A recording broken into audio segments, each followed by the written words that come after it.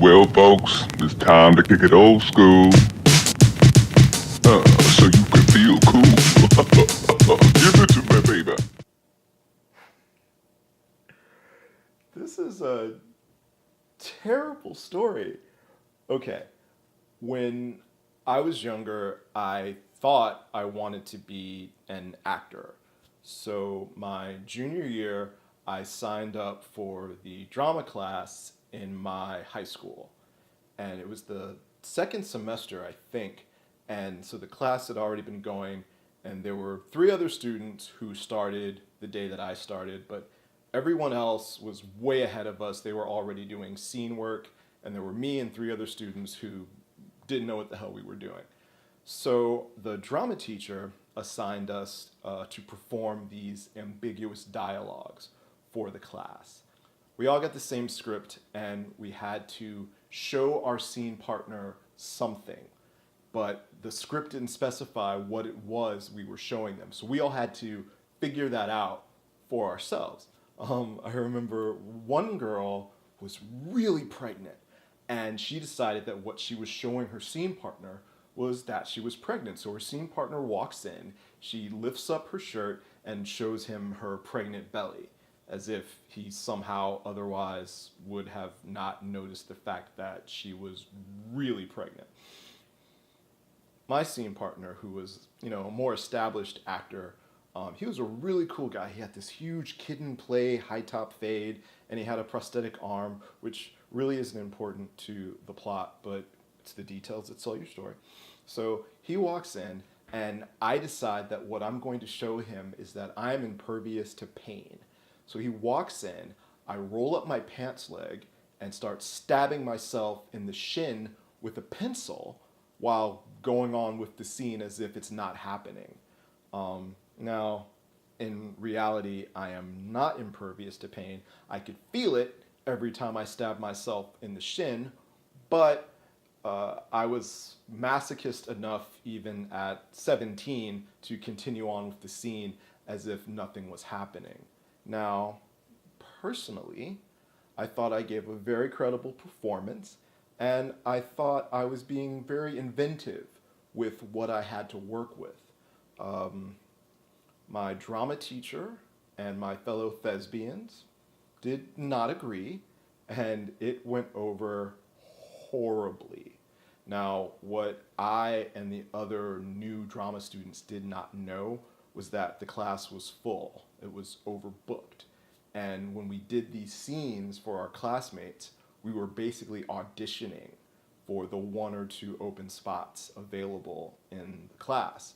So the following morning, when I reported to drama class, the drama teacher met me at the door and let me know that the class was full and that maybe I should try again next year. Fun fact, that was her last year teaching drama at my high school, so she never had to deal with me. So I go to my guidance counselor and I let her know that the drama class is full. I now have this hole in my schedule. What do I do? So, what my guidance counselor did was she put me in this class called high school service.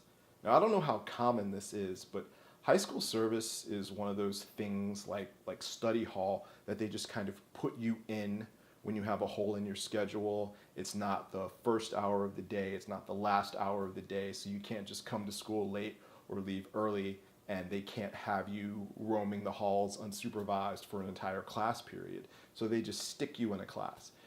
High school service basically was you worked for the school for free for a semester, and then they gave you academic credit even though you really didn't learn anything. So I did clerical work for my high school um, for an hour a day. And I don't know if this is still a thing, but I'm going to go on record saying that I think high school service is a terrible idea. You don't give a child access to documents and sensitive information for an entire semester and expect them not to take advantage of that.